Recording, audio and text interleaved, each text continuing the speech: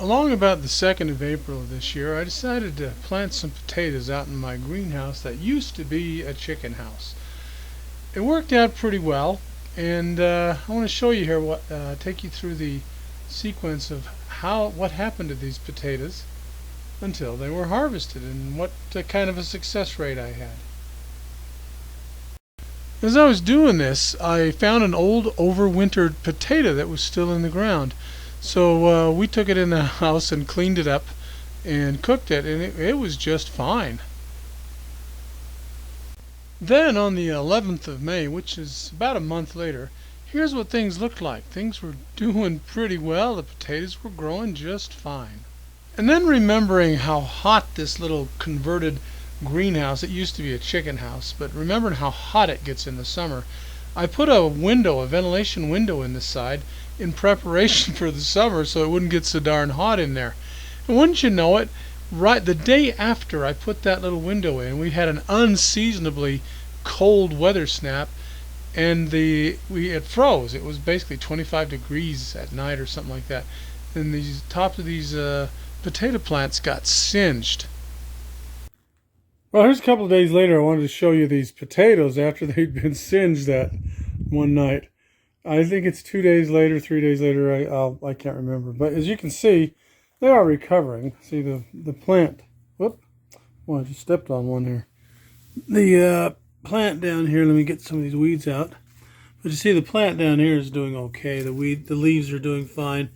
It's just that these top ones that got singed by the frost, yeah, they're going to drop off or something, but the rest of the plant's coming back. It's doing fine.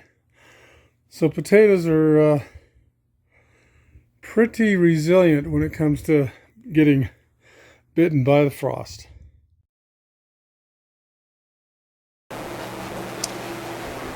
Well, today I'm going to harvest what's left of my greenhouse potatoes.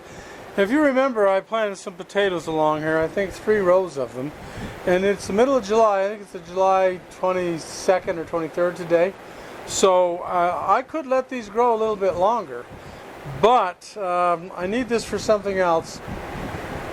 And actually, even though it's a little bit early to pull them up, I think we do have some pretty good sized potatoes in here anyway. So let's try the first one here. Let's see here. All right, there's one right there. Let's see what we got. Okay. Oh.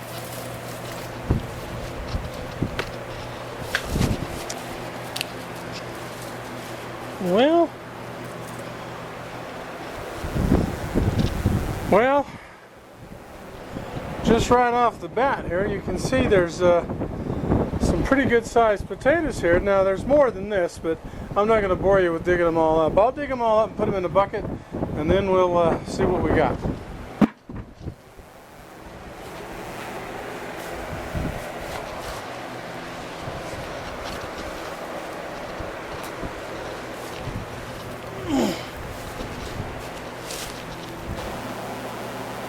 Okay, there we got it all dug up there, as you can see.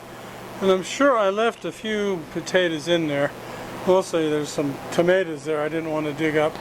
So there's probably a few potatoes. But if you look at this, it's not a big plot of ground.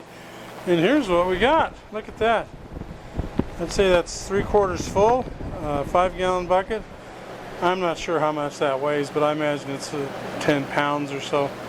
But that ain't bad when you consider I dug them up early, and I could probably get a lot more potatoes if I just left them in the ground. But I'm going to plant something else in there, and there's still some time in the season for that. So, there you go. Well, I took these potatoes in the house and transferred them over to a milk crate that I had, and this is what it looked like. And then when I weighed them, I was really surprised. They were 17.5 pounds of potatoes. It's quite a lot more than I expected. And anyway, what it proves is that I did everything wrong. So, you know, if you do this, you can probably do a lot better than I did. And that little bit of space that I had there.